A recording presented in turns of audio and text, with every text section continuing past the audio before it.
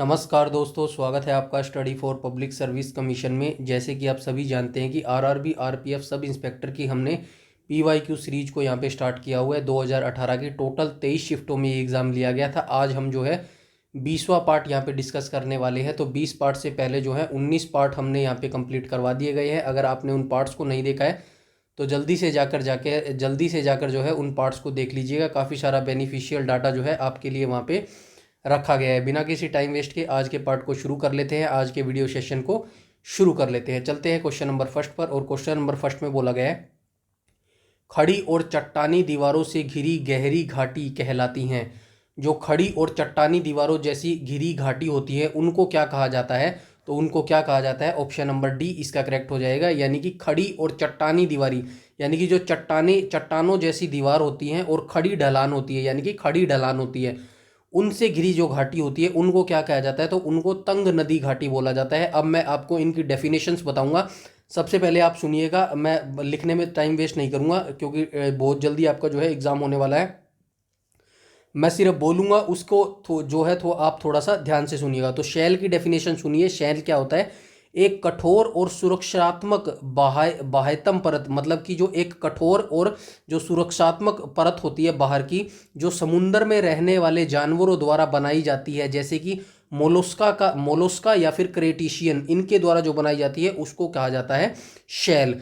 चट्टानी मोड़ क्या होता है? एक शब्द होता है जो चट्टान में एक घुमावदार संरचना को संदर्भित कर सकता है, लेकिन विशेष रूप में घाटी का वर्णन करने के लिए उपयोग नहीं किया जाता। ये होता है चट्टानी मोड़।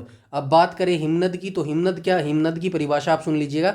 बर्फ का एक बड़ा धीमी गति से चलने वाली राशि जो बर्फ की संकुचित परतों से जो है बना होता है उसको हिमनद बोला जाता है। बात करें संकीर्ण नदी घाटी या फिर तंग नदी घाटी की बात करें, तो एक गहरी घाटी जिसमें सीधी ढलान, मतलब कि खड़ी चट्टान, खड़ी ढलान या फिर जो है सीधी ढलान चट्टानी दीवारें होती हैं जो अक्सर लंबी अवधि में नदी के अपरदन से बनती है, उनको कहा जाता है तंग नदी घाटी या फिर संकीर्ण नदी घाटी उनको बोला जाता है। तो ये मैंने तीनों की जो है डेफिनेशंस आपको बता दी है। अगर आपको थोड़ा सा आपको लगा हो कि मैंने जल्दी से बता दिया है तो वीडियो को थोड़ा सा पीछे करके एक दो बार सुनेंगे तो आपको ये जो डेफिनेशंस हैं अच्छे से याद हो जाएगी। चलते हैं नेक्स्ट क्वेश्चन पे। क्वेश्चन नंबर सेकंड में बोला गया, फॉर्मिक अम्ल HCOOH का आयनीकारक नियतांक कितना है? तो फॉर्मिक अम्ल जो होता है ये चींटियों के अंदर होता है। फॉर्मिक अम्ल का आयनीकारक नियतांक जो है ये कितना होता है? तो ये कितना होता है? क्वेश्चन नंबर सेकंड का राइट ऑप्शन हो जाएगा ऑप्शन नंबर सी, 1.8 इंटू 10 की -4 जो है ये इसका राइट ऑप्शन हो जाएगा। चलते हैं नेक्स्ट क्वेश्चन पे। और नेक्स्ट क्वेश्चन में बोला गया है, क्या राज्यसभा भंग, ये भंग आएगा यहाँ पे, क्या राज्यसभा जो है भंग की जा सकती है? कभी भी नहीं। राष्ट्रपति के विवेकाधिकार पर आधारित है। हाँ, प्रत्येक 3 वर्ष पे, या फिर हाँ आपातकाल के दौरान जो है भंग की जा सकती है। ऑप्शन नंबर जो ए है इसका करेक्ट हो जाएगा। राज्यसभा को जो है भंग नहीं किया जा सकता। राज्यसभा एक स्थायी निकाय है। हालांकि हर दूसरे साल जो है इसके 1/3 सदस्य जो है सेवानिवृत्त हो जाते हैं। राज्यसभा के सदस्यों का कार्यकाल कितना होता है ये भी याद रखना, 6 साल जो है इनके सदस्यों का कार्यकाल होता है। उसके बाद राज्यसभा में कुल कितने सदस्य होते हैं? 245 होते हैं इसके अंदर सदस्य, जिसमें 233 जो है राज्यों और केंद्र शासित प्रदेशों का प्रतिनिधित्व करते हैं, और जो 12 सदस्य होते हैं वो राष्ट्रपति के द्वारा जो है मनोनीत किए जाते हैं। तो इतनी जानकारी आपको रखनी है। और भारत के जो उपराष्ट्रपति होते हैं वो राज्यसभा के पदेन अध्यक्ष होते हैं। इतनी जानकारी आपको इस क्वेश्चन के बारे में होनी चाहिए। चलते हैं नेक्स्ट क्वेश्चन पे।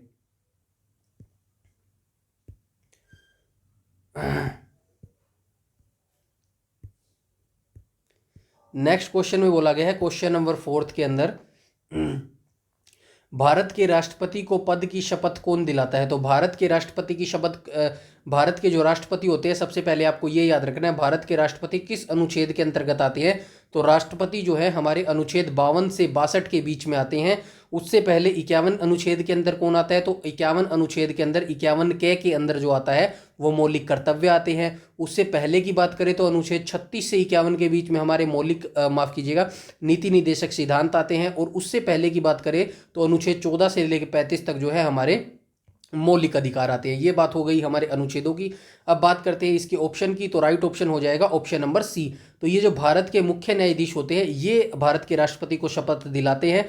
अगर जो ये भारत के राष्ट्रपति हैं ये उपस्थित नहीं होते तो कौन दिलाता है, तो मुख्य न्यायाधीश अनुपस्थित होते हैं तो सर्वोच्च न्यायालय के जो सबसे वरिष्ठ न्यायाधीश होते हैं वो राष्ट्रपति जी को शपथ दिलाते हैं। और ये किस अनुच्छेद के तहत जो है शपथ दिलाते हैं, तो ये अनुच्छेद 60 के तहत जो है अपनी शपथ दिलाते हैं राष्ट्रपति को। इतनी जानकारी आपको इस क्वेश्चन के बारे में होनी चाहिए। चलते हैं नेक्स्ट क्वेश्चन पे, और क्वेश्चन नंबर 5 में बोला गया हैट्रिक शब्द का जो प्रयोग है किस खेल में होता है।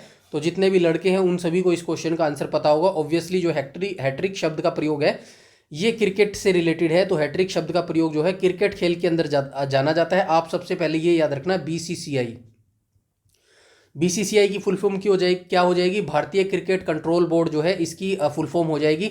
बीसीसीआई क्या है कि भारत के क्रिकेट के जितने भी मैच का प्रायोजन है, मतलब जो भी जितना भी क्रिकेट का भारत का सब कुछ है वो बीसीसीआई देखता है।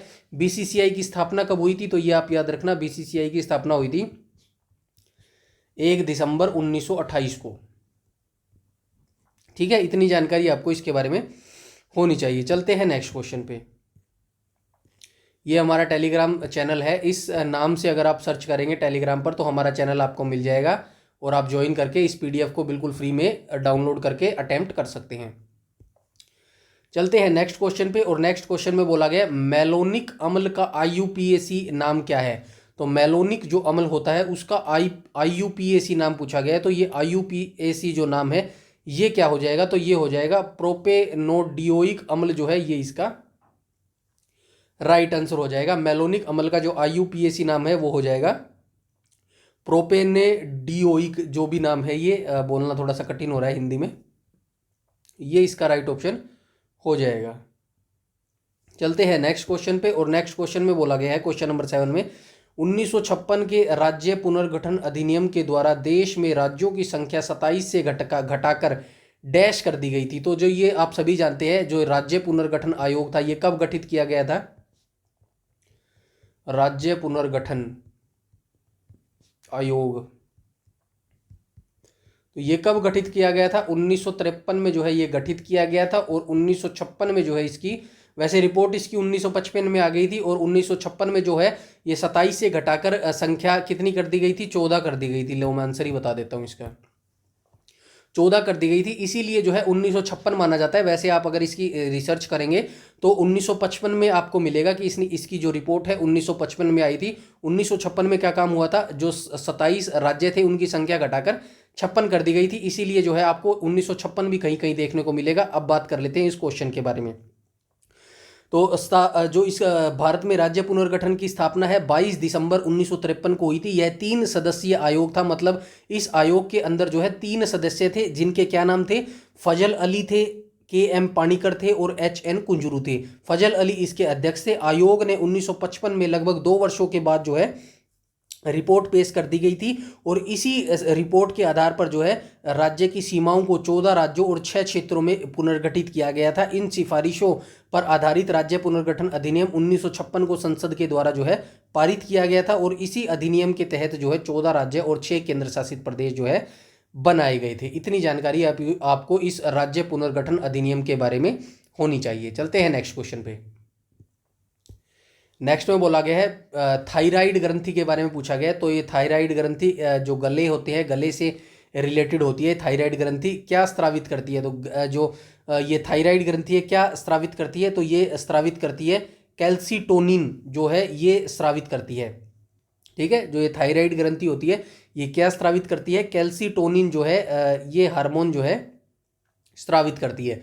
क्वेश्चन नंबर 8 का राइट ऑप्शन हो जाएगा ऑप्शन नंबर बी। चलते हैं क्वेश्चन नंबर नेक्स्ट पर। नेक्स्ट क्वेश्चन में बोला गया है अक्टूबर 1962 में घोषित किया गया पहला राष्ट्रीय आपातकाल कब तक रहा था। तो सबसे पहले आपको ये याद रखना है भारत के अंदर अब तक कितने राष्ट्रीय आपातकाल लग चुके हैं।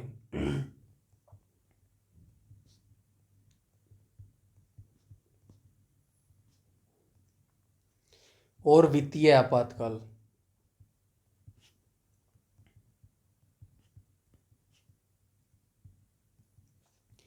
3 तो राष्ट्रीय आपातकाल लग चुके हैं और वित्तीय आपातकाल जो है एक भी नहीं लगा है।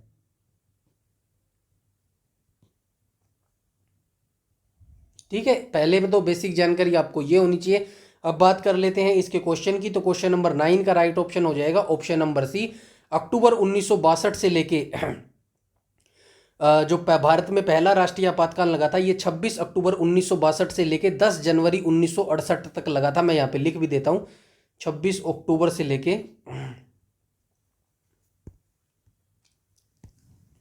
1962 से लेके कितने तक लगा था? तो ये लगा था 1962 से लेके 10 जनवरी 1968 तक लगा था। ठीक है, पहला ये राष्ट्रीय आपातकाल लगा था। और ये क्यों लगा था? भारत चीन युद्ध के दौरान जो है लगा था। और इस समय प्रधानमंत्री कौन थे? तो ये प्रधानमंत्री पंडित जवाहरलाल नेहरू इस समय होते थे। उसके बाद भारत में दूसरे राष्ट्रीय आपातकाल की बात करें तो दूसरा कब लगा था? दूसरे राष्ट्रीय आपातकाल की बात करें तो ये लगा था दिसंबर 1971 से लगा था। 1971 से कब तक लगा था? मार्च 1900 माफ कीजिएगा मैं गलत बता गया, 1971 से लगा था दूसरा राष्ट्रीय आपातकाल। और लगा था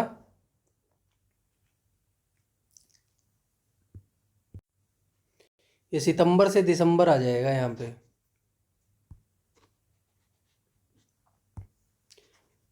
सितंबर से दिसंबर 1971 के बीच में लगा था दूसरा। और तीसरे की बात करें तो तीसरा कब लगा था?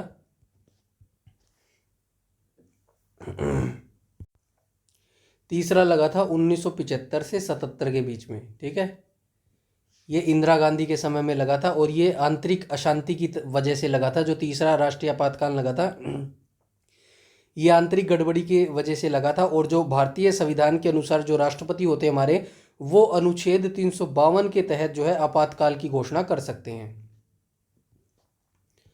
अनुच्छेद भी याद रखना, किसके तहत? अनुच्छेद 352 के तहत। ठीक है, चलते हैं नेक्स्ट क्वेश्चन पे। तो क्वेश्चन नंबर 10 में बोला गया है कलारीपट्टू है। तो कलारीपट्टू क्या है? कलारीपट्टू है केरल की एक मार्शल आर्ट कला है और युद्ध कला है। उसके बाद एक दो और मैं बता देता हूँ, थांगटा जैसे कि थांगटा हो गई। और क्या हो सकता है? थांगटा किसकी है मार्शल आर्ट? तो ये मणिपुर की है। और क्या हो सकता है? और एक और थी, गतका है, ये पंजाब की मार्शल आर्ट है। ठीक है, ये दोनों भी आप याद रखिएगा। चलते हैं नेक्स्ट क्वेश्चन पे। क्वेश्चन नंबर 11 में बोला गया है सूक्ष्म जैविकी के जनक कौन है? तो सूक्ष्म जैविकी के जो जनक है वो हो जाएगा Antonie van Leeuwenhoek. Option B जो है करेक्ट हो जाएगा। सूक्ष्म जैविकी के जो जनक है वो हो जाएंगे एंटोनी वॉन ल्यूवेनहॉक। चलते हैं नेक्स्ट क्वेश्चन पे। नेक्स्ट क्वेश्चन में बोला गया क्वेश्चन नंबर 12 में निम्न में से कौन सा देश भारत के साथ जो है सीमा साझा नहीं करता है? नेपाल तो करता है, चीन भी करता है, बांग्लादेश भी करता है, हांगकांग नहीं करता। तो राइट ऑप्शन हो जाएगा ऑप्शन नंबर डी। हांगकांग की जो है राजधानी याद रखना, राजधानी क्या हो जाएगी? विक्टोरिया। मुद्रा क्या हो जाएगी? हांगकांग। डॉलर हो जाएगी। ठीक है, उसके बाद नेपाल की राजधानी आप सभी जानते होंगे, काठमांडू है। चीन की हो जाएगी बीजिंग। और बांग्लादेश की हो जाएगी ढाका। ठीक है, चलते हैं नेक्स्ट क्वेश्चन पे। क्वेश्चन नंबर 13 में बोला गया है कुडनकुलम परमाणु ऊर्जा संयंत्र किस राज्य में अवस्थित है? कुडनकुलम परमाणु ऊर्जा जो संयंत्र है ये तमिलनाडु राज्य के अंदर जो है अवस्थित है। कुडनकुलम परमाणु ऊर्जा संयंत्र कहाँ पर अवस्थित है? तमिलनाडु राज्य में अवस्थित है। भारत का सबसे बड़ा परमाणु ऊर्जा संयंत्र है। इस परियोजना का निर्माण कब हुआ था? तो निर्माण आपको जरूर याद रखना है, निर्माण हुआ था 2002 के अंदर। निर्माण हुआ था 2002 के अंदर, शुरू हुआ था और जो है 2013 को चालू हुआ था। चालू हुआ की डेट्स आप चाहे तो भूल सकते हैं, कोई ज़रूरी नहीं है। चालू हुआ 2013 के अंदर, ठीक है। बट ये निर्माण वाली डेट जरूर याद रखना, 2002 के अंदर जो है शुरू हुआ था। चलते हैं नेक्स्ट क्वेश्चन पे। क्वेश्चन नंबर 14 में कहा गया कंबोडिया की राजधानी क्या है।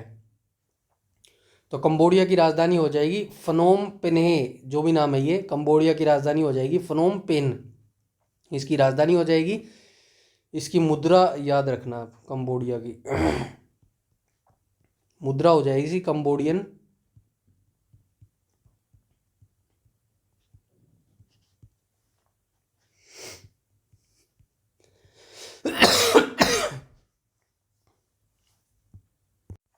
कंबोडियन रील जो है इसकी मुद्रा हो जाएगी। ये वो वाली रील नहीं है जो आजकल आप सभी देखते हैं इंस्टा पे, फेसबुक पे, ठीक है। चलते हैं नेक्स्ट क्वेश्चन पे। 15वां क्वेश्चन पूछा गया 14वें वित्त आयोग के अध्यक्ष कौन है। ये क्वेश्चन 2-3 बार आ चुका है हमारे आगे। आपने अगर पिछली वीडियोस देखी है तो उसमें मैंने आपको करंट टाइम का भी बता दिया है, अभी जो करंट टाइम का वित्त आयोग चल रहा है, ठीक है। तो वो चीज़ आप वहाँ से देख लेना, मैं आपको डायरेक्ट बता देता हूँ। राइट ऑप्शन हो जाएगा ऑप्शन नंबर सी। 14वें वित्त आयोग के अध्यक्ष कौन है, वाई वी रेड्डी है। अभी करंट में चल रहा है 16वां वित्त आयोग। 16वें वित्त आयोग के अध्यक्ष कौन है, 16वें वित्त आयोग के जो अध्यक्ष हैं वो हैं, माफ़ कीजिएगा खांसी आ रही है बार बार, इसीलिए थोड़ी सी बोलने में दिक्कत हो रही है, अरविंद पनगड़िया। अरविंद पनगड़िया है ये 16वें वित्त आयोग के अध्यक्ष हैं। ये जरूर याद रखना आप, ठीक है, क्योंकि ये जिस टाइम एग्जाम हुआ था उस समय जो है करंट अफेयर से रिलेटेड क्वेश्चन पूछा गया था। अभी आपसे पूछेंगे तो 16वें वित्त आयोग से ही क्वेश्चन पूछेंगे। जो आपको याद रखना है अरविंद पनगड़िया है, ठीक है, बाकी सब भूल जाइएगा। चलते हैं नेक्स्ट क्वेश्चन पे, क्वेश्चन नंबर 16 पे चलते हैं। और ये भी आप याद रखना, जो ये वित्त आयोग का गठन है कौन करता है। वित्त आयोग का गठन राष्ट्रपति करते हैं। और किस अनुच्छेद के तहत करते हैं, 280 अनुच्छेद के तहत करते हैं। और भारत का पहला वित्त आयोग कब गठित किया गया था, 1952 में गठित किया गया था पहला वित्त आयोग, ठीक है। और अध्यक्ष कौन थे, केसी नियोगी थे, ठीक है। नेक्स्ट क्वेश्चन पे चलते हैं। क्वेश्चन नंबर 16 में बोला गया है पृष्ठ तनाव ज्ञात करने का सूत्र क्या है। तो पृष्ठ तनाव ज्ञात करने का सूत्र हो जाएगा बल बटे लंबाई, जो है इसका पृष्ठ तनाव का ज्ञात करने का सूत्र हो जाएगा। सिक्किम की राजधानी भाई गंगटोक हो जाएगी। क्वेश्चन नंबर 17 का राइट ऑप्शन हो जाएगा ऑप्शन नंबर बी। सिक्किम को राज्य का पूर्ण दर्जा कब मिला था, तो ये 1975 में मिला था भाई। मई मई 1975 में पूर्ण राज्य का दर्जा मिला था। और ये हमारा 22वां राज्य जो है बना था 36वें संशोधन अधिनियम 1975 को। ये भी आप याद रखना, 36वें संशोधन अधिनियम 1975 को। लेटेस्ट राज्य कौन सा काटा गया था, तेलंगाना। तेलंगाना काटा गया था, आंध्र प्रदेश से अलग करके काटा गया था। कब काटा गया था, 2014 के अंदर, ठीक है। चलते हैं नेक्स्ट क्वेश्चन पे। क्वेश्चन नंबर 18 में बोला गया है डैश एपिडर्मी कोशिकाओं में पाई जाने वाली वे एक कोशिकीय लंबी आकृतियां हैं जो मिट्टी से जल एवं खनिजों का अवशोषण करती हैं। तो कौन सी है, मूल रोम, रक्षी कोशिकाएं, स्टोमेटा, या फिर उपचरम। क्वेश्चन नंबर 18 का राइट ऑप्शन हो जाएगा ऑप्शन नंबर ए, यानी कि मूल रोम एपिडर्मी कोशिकाओं में पाए जाने वाली वे एक कोशिकीय लंबी आकृतियां हैं जो मिट्टी से जल एवं खनिजों का अवशोषण करती हैं। नेक्स्ट में बोला गया भारतीय इस्पात प्राधिकरण लिमिटेड का जो मुख्यालय है वो कहाँ पर है। कहाँ पर है, नई दिल्ली में हो जाएगा। भारतीय इस्पात प्राधिकरण लिमिटेड का मुख्यालय कहाँ पर हो जाएगा, नई दिल्ली के अंदर हो जाएगा। नई दिल्ली किसकी राजधानी है, हमारे भारत की राजधानी नई दिल्ली ही है। आप मुझे ये कमेंट करके बताइएगा नई दिल्ली से पहले जो हमारी राजधानी होती थी वो कोलकाता होती थी। ये तो मैंने बता दिया, चलो। ये जो कोलकाता राजधानी थी, कोलकाता को दिल्ली कब स्थानांतरित किया गया था, ये बताइए आप मुझे कमेंट सेक्शन में।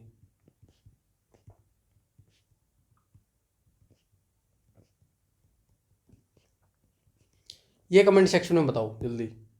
चलते हैं नेक्स्ट क्वेश्चन पे। नेक्स्ट में बोला गया है निम्न में से कौन सा खिलाड़ी हॉकी से संबंधित नहीं है। तो हॉकी से कौन सा खिलाड़ी है जो संबंधित नहीं है।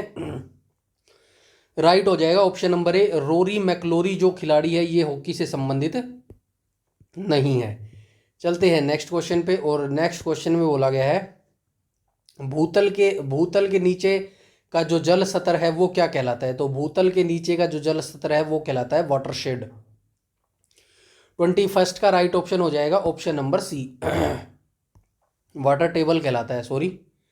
ठीक है, भूतल के नीचे का जो जल स्तर होता है उसको क्या कहते हैं, वाटर टेबल कहते हैं। ठीक है, चलते हैं नेक्स्ट क्वेश्चन पे। नेक्स्ट क्वेश्चन में बोला गया क्वेश्चन नंबर 22 में किस भारतीय राज्य का अपना अलग संविधान है। अब नहीं है भाई, यहाँ पे था कर लेना, ये किसी समय होता था, अब ये हिस्ट्री बन चुका है। किसका था, तो जम्मू एवं कश्मीर का अपना अलग संविधान होता था। इस क्वेश्चन के बारे में डिटेल से बताऊंगा, आराम से सुन लेना।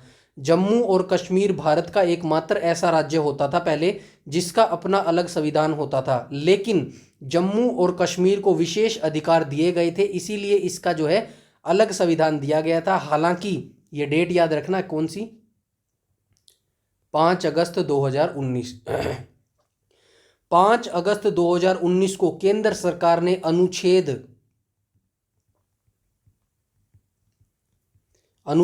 370 और 35A को निरस्त कर दिया। 35A को निरस्त कर दिया।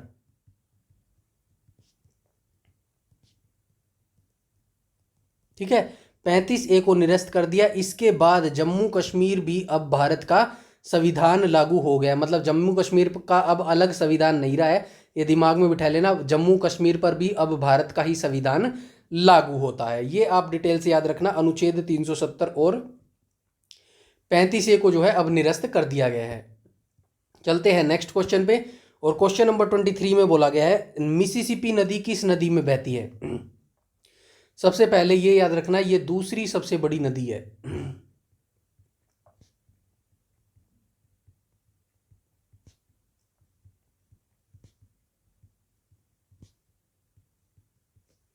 पहली कौन सी होगी फिर भाई, पहली हो जाएगी मिसौरी। और कहाँ की हो जाएंगी दोनों, उत्तरी अमेरिका की। राइट ऑप्शन हो जाएगा ऑप्शन नंबर सी।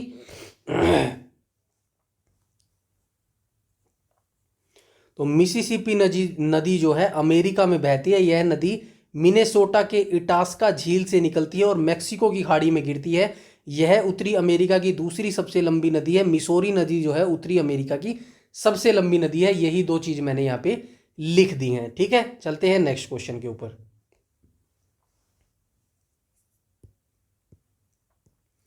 नेक्स्ट क्वेश्चन में बोला गया क्वेश्चन नंबर 24 में रावण द्वारा कैलाश पर्वत को हिलाते हुए चित्रित प्रतिमा कहां पर पाई गई है। मतलब रावण जो है कैलाश पर्वत को हिला रहा है, ऐसी जो प्रतिमा है यानी कि चित्र है वो कहां पाया गया है। जूनागढ़ की गुफाओं में, एलोरा की गुफाओं में, अजंता की गुफाओं में, या फिर बराबर की गुफाओं में। क्वेश्चन नंबर 24 का जो है ये राइट ऑप्शन हो जाएगा ऑप्शन नंबर बी, यानी कि एलोरा की गुफाओं में जो है ऐसा चित्र पाया गया है। अब आप याद रखना एलोरा की गुफा कहां पर है, तो एलोरा की गुफा हो जाएंगी महाराष्ट्र के अंदर। एलोरा की जो गुफा है ये कहां पर है, महाराष्ट्र के अंदर है। अजंता की गुफा कहां पर है, तो ये भी महाराष्ट्र के अंदर है। अजंता की गुफा है तो ये अजंता की गुफा, ये भी महाराष्ट्र के अंदर है।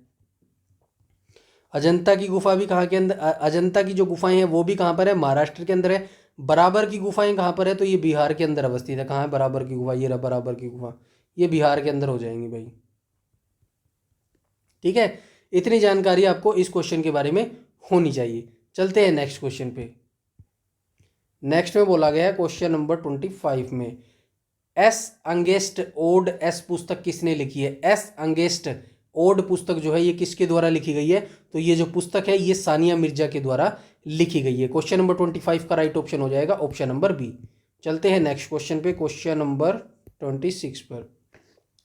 भारत का प्रथम नागरिक कौन होता है, तो भारत के राष्ट्रपति होते हैं, जो कि अनुच्छेद 52 के अंतर्गत आते हैं। चलते हैं नेक्स्ट क्वेश्चन पे। और भारत के जो प्रधानमंत्री हैं ये अनुच्छेद 74 और 75 के दोनों के अंतर्गत आते हैं, वैसे आपको 75 देखने को मिलेगा। चलते हैं नेक्स्ट क्वेश्चन पे। और नेक्स्ट क्वेश्चन में बोला गया है क्वेश्चन नंबर 27 में 2018 में राजीव गांधी खेल रत्न पुरस्कार निम्न में से किन भारतीय खिलाड़ियों को प्राप्त हुआ है। ये करंट अफेयर से रिलेटेड था उस समय का, आप चाहे तो छोड़ भी सकते हैं, बट मैं आपको आंसर बता देता हूं। क्वेश्चन नंबर 27 का राइट ऑप्शन हो जाएगा ऑप्शन नंबर सी, यानी कि मीराबाई चानू और विराट कोहली को 2018 में राजीव गांधी खेल रत्न पुरस्कार से जो है सम्मानित किया गया था। चलते हैं नेक्स्ट क्वेश्चन पे। नेक्स्ट में बोला गया पागलपंथी सत्याग्रह कहाँ शुरू हुआ था।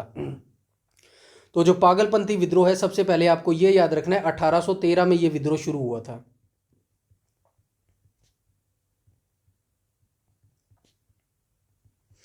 1813 में ये विद्रोह जो है शुरू हुआ था। कहां पर हुआ था? बंगाल के अंदर जो है ये विद्रोह शुरू हुआ था। और पागलपंथी विद्रोह का नेता कौन था? करीम शाह था।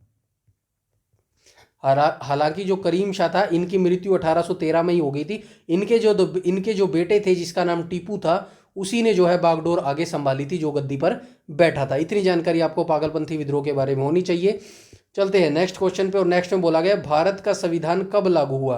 तो सभी जानते हैं कब लागू हुआ, ऑप्शन नंबर सी करेक्ट हो जाएगा। क्वेश्चन नंबर 29 का, माफ कीजिएगा, ये 1950 26 जनवरी 1950, 26 जनवरी आएगा भाई, मैं नवंबर को लगाया, कोई बात नहीं। ऑप्शन नंबर बी जो है करेक्ट हो जाएगा। भारत का जो संविधान है कब से लागू हुआ? 26 जनवरी 1950 को जो है भारत का संविधान है वो लागू हुआ। और जो संविधान को अंतिम रूप कब दिया गया? तो 26 नवंबर, ये 26 नवंबर में उसकी डेट लिख गया, अंतिम रूप दिया गया था ये, ठीक है, ये याद रखना। अंतिम रूप कब दिया गया था? जब सभी ने हस्ताक्षर किए थे, ये दिया गया था 26 नवंबर 1949 को। उसके बाद जो है आप ये याद रखना कि भारत के संविधान को बनने में कितना समय लगा था। तो ये 2 साल 11 महीने 18 दिन का जो है समय लगा था। और इस प्रक्रिया की जो शुरुआत है कब हुई थी? वो दिसंबर 1946 में जो है संविधान प्रक्रिया की शुरुआत हो गई थी। चलते हैं नेक्स्ट क्वेश्चन पे। नेक्स्ट क्वेश्चन में बोला गया पुणे सार्वजनिक सभा की स्थापना निम्न में से किस स्थान पर हुई थी। तो पुणे सार्वजनिक सभा की जो स्थापना है किस स्थान पर हुई थी? तो ये किस स्थान पर हुई थी? ऑप्शन नंबर बी, पुणे स्थान पर ही जो है इसकी स्थापना हुई थी। पुणे सार्वजनिक सभा की स्थापना कब हुई थी? 2 अप्रैल 1870 को, 2 अप्रैल 1870 को जो है पुणे में इसकी स्थापना हुई थी, ठीक है। तो ये जानकारी आपको याद रखनी है। और जो इसके मेन लीडर थे कौन कौन थे? एन चिपलूनकर थे, गणेश वासुदेव जोशी थे और महादेव गोविंद रानाडे थे। इन्होंने पुणे में जो है पुणे सार्वजनिक सभा की स्थापना की थी। चलते हैं नेक्स्ट क्वेश्चन पे। क्वेश्चन नंबर 31 में बोला गया है एल्यूमिनियम तत्व का परमाणु क्रमांक कितना है। तो एल्यूमिनियम तत्व का जो परमाणु क्रमांक है वो हो जाएगा 13। क्वेश्चन नंबर 31 का राइट ऑप्शन हो जाएगा ऑप्शन नंबर सी। नेक्स्ट चलते हैं क्वेश्चन नंबर 32 पे। तो 32 में बोला गया है सोंगराम संगमा विद्रोह कहाँ हुआ था। तो सोंगराम संगमा जो विद्रोह ये कहाँ पर हुआ था? असम के अंदर ये हुआ था। सोंगराम संगमा नामक आदिवासी ये एक विद्रोह था जो कि असम में हुआ था। कब हुआ था? 1906 में हुआ था। चलते हैं नेक्स्ट क्वेश्चन पे। और नेक्स्ट क्वेश्चन में बोला गया है दिसंबर 1929 में लाहौर में संपन्न हुए कांग्रेस के राष्ट्रीय अधिवेशन में कौन सा प्रस्ताव पारित हुआ था? पिछली वीडियो में बता चुका हूं। तो ये पूर्ण स्वराज का जो है प्रस्ताव पारित किया गया था। दिसंबर 1929 के लाहौर में कांग्रेस राष्ट्रीय अधिवेशन जो है संपन्न करवाया गया था। तो ये जो क्वेश्चन नंबर 33 है इसका राइट ऑप्शन हो जाएगा ऑप्शन नंबर सी हो जाएगा। लाहौर में संपन्न हुए राष्ट्रीय कांग्रेस अधिवेशन में पूर्ण स्वराज का जो प्रस्ताव पारित किया गया था। आप मुझे ये बताना इस अधिवेशन की जो है अध्यक्षता किसने की थी। हालांकि मैं पिछले वीडियो में बता चुका हूं इसकी अध्यक्षता किसने की थी, आप बताना अध्यक्ष कौन था, ठीक है। चलते हैं नेक्स्ट क्वेश्चन पे। और क्वेश्चन नंबर 34 में बोला गया है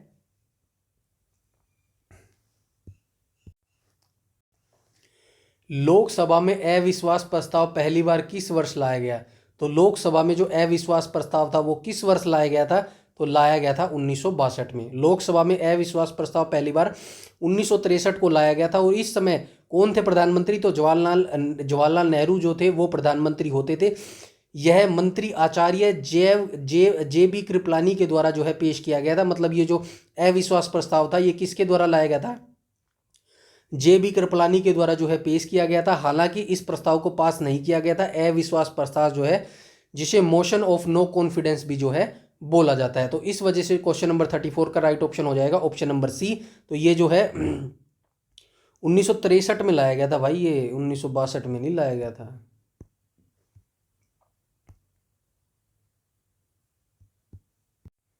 उन्नीस सौ तिरसठ हो जाएगा, 62 नहीं होएगा। ठीक है, चलते हैं नेक्स्ट क्वेश्चन में। क्वेश्चन नंबर 35 में बोला गया है क्वेश्चन नंबर 35 में बोला गया है, निम्न में से किसने 2 लगातार कार्यकाल में राष्ट्रपति के रूप में जो है अपनी सेवाएं दी है? तो ऐसा कौन सा व्यक्ति था जिन्होंने लगातार राष्ट्रपति के रूप में अपनी सेवाएं दी लगातार कार्यकाल में 2 बार? तो क्वेश्चन नंबर 35 का राइट ऑप्शन हो जाएगा option number B, doctor S Radhakrishnan जो है, इन्होंने 2 बार लगातार राष्ट्रपति के रूप में जो है अपनी सेवाएं दी है। और इनके बारे में आप याद रखना, डॉक्टर एस राधाकृष्णन ने 2 बार लगातार राष्ट्रपति पद के रूप में अपनी सेवाएं दी हैं। इन्होंने भारत के पहले उपराष्ट्रपति, मतलब पहली बार जो है उपराष्ट्रपति बने थे 1952 से 62 तक, और उसके बाद जो है भारत के दूसरे राष्ट्रपति बने थे 1962 से ये बने थे, दूसरी बार राष्ट्रपति बने थे, कार्य किया था। और इनके जन्मदिन को 1962 से ही भारत के प्रत्येक वर्ष 5 सितंबर को शिक्षक दिवस के रूप में जो है मनाया जाता है। उसके बाद आप ये याद रख सकते हैं, सर्वपल्ली जो राधाकृष्णन थे, इनका जन्म कहाँ हुआ था? तमिलनाडु में इनका जन्म हुआ था, 1888 में जो है इनका जन्म हुआ था। चलते हैं नेक्स्ट क्वेश्चन पे।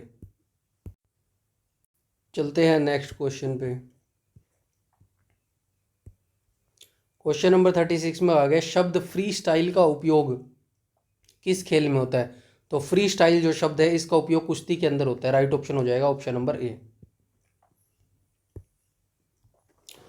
क्वेश्चन नंबर 37 में आ गया, हिंदू विधवा पुनर्विवाह अधिनियम कब पारित किया गया था? तो ये 1856 के अंदर किया गया था। राइट ऑप्शन हो जाएगा ऑप्शन नंबर बी, हिंदू विधवा पुनर्विवाह अधिनियम 16 जुलाई 1856 को पारित किया गया था। इसे लॉर्ड डलहौजी ने तैयार किया था। और पारित किसने किया था? लॉर्ड कैनिंग के द्वारा जो है इसे पारित किया गया था। चलते हैं नेक्स्ट क्वेश्चन में। नेक्स्ट में बोला गया है, अनिल कुंबले का उपनाम क्या है? तो जंबो जो है इनका उपनाम हो जाएगा। अनिल कुंबले का जो उपनाम है ये जंबो हो जाएगा। अनिल कुंबले भारतीय गेंदबाज हैं जो कि स्पिन बॉलिंग करते हैं। चलते हैं नेक्स्ट क्वेश्चन पे। क्वेश्चन नंबर 39 में बोला गया, जावा की खाई किस महासागर में स्थित है? तो जावा की जो खाई है कहाँ पर हो जाएगा? ऑप्शन नंबर डी, हिंद महासागर के अंदर जो है जावा की खाई अवस्थित है। जावा खाई कहाँ पर अवस्थित है? हिंद महासागर में है। यह जावा द्वीप के दक्षिण में और सुमात्रा द्वीप के पश्चिम में स्थित है, और इसे सुंडा खाई के नाम से भी जाना जाता है। ठीक है, जावा खाई को किस नाम से जाना जाता है? सुंडा खाई के नाम से भी जाना जाता है।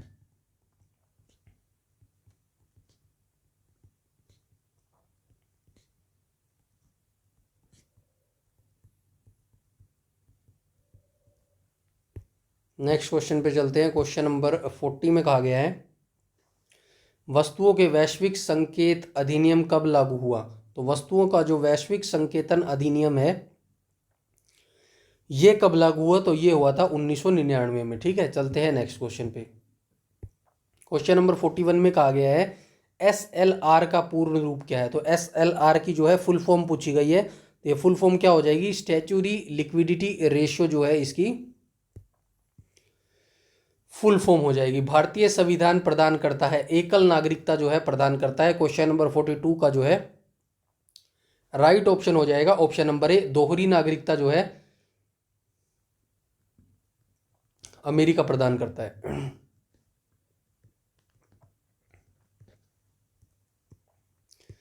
चलते हैं नेक्स्ट क्वेश्चन पे। 43 में कहा गया, हाथी गुफा शिलालेख किसके द्वारा उत्कीर्ण जो है करवाया गया था? तो हाथी गुम्फा जो अभिलेख है ये गुम्फा आ जाएगा यहाँ पे। ये कलिंग के राजा होते थे। खारवेल जो वर्तमान में उड़ीसा है, यहीं पे कलिंग राज्य होता था, जिसके जो राजा होते थे खारवेल। अब आपको ये याद रखना है, हाथी गुम्फा अभिलेख किससे संबंधित है? खारवेल के द्वारा उत्कीर्ण करवाया गया था।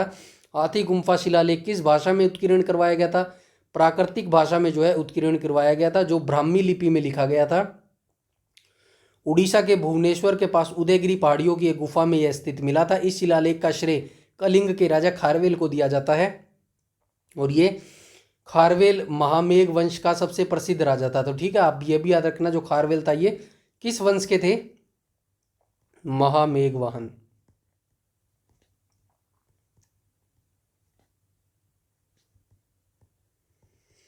ठीक है। नेक्स्ट क्वेश्चन बोला गया एसआई पद्धति में गुणज 10-15 का उपसर्ग क्या है? तो क्या हो जाएगा क्वेश्चन नंबर 44 का राइट ऑप्शन हो जाएगा ऑप्शन नंबर बी, फेम्टो जो है इसका राइट आंसर हो जाएगा। 45 में गया ईरान की मुद्रा का क्या नाम है? तो ईरान की मुद्रा का क्या नाम हो जाएगा? सबसे पहले आप ये याद रखना, ईरान की जो राजधानी है वो क्या हो जाएगी? मुद्रा हो जाएगी ईरानी रियाल। ठीक है, और जो राजधानी है वो हो जाएगी तेहरान।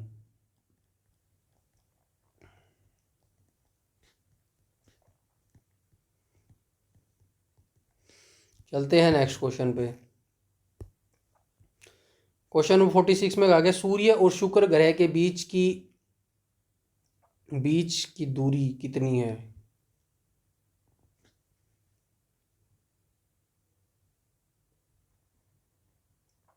ये ऐसे कर लेना भाई, बीच की दूरी। ठीक है, सूर्य और शुक्र ग्रह के जो बीच की दूरी है वो कितनी हो जाएगी? जो क्वेश्चन नंबर 46 का राइट ऑप्शन हो जाएगा option number A, 108.2 million kilometre जो है इसकी दूरी हो जाएगी। चलते हैं नेक्स्ट क्वेश्चन पे।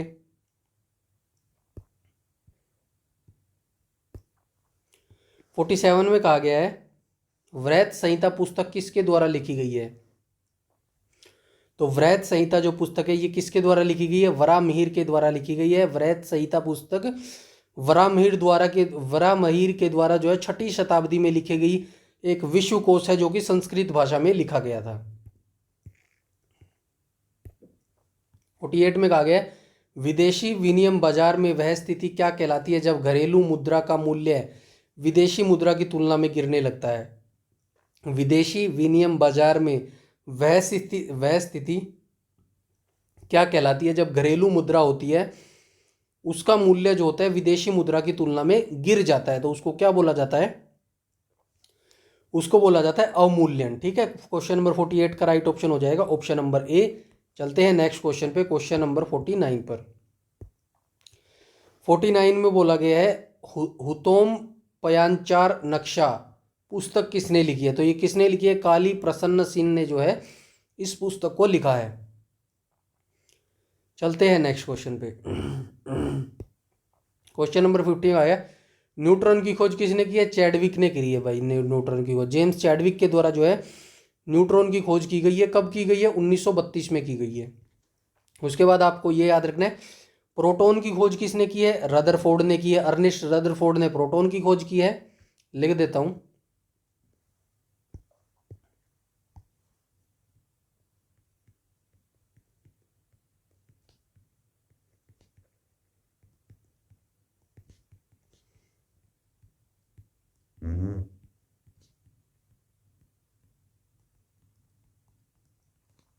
और एक और याद रखना इलेक्ट्रॉन।